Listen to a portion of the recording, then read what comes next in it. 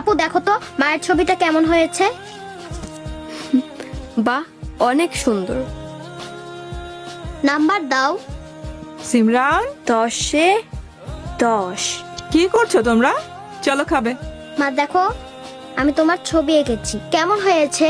আপু আমাকে 10-এ 10 দিয়েছে। এটা কার ছবি? তোমার। এটা আমার ছবি? আমি দেখতে এত বিচ্ছিরি?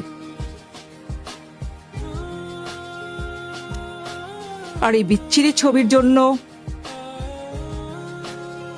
তুই ওকে 10-এ 10 দিয়েছিস?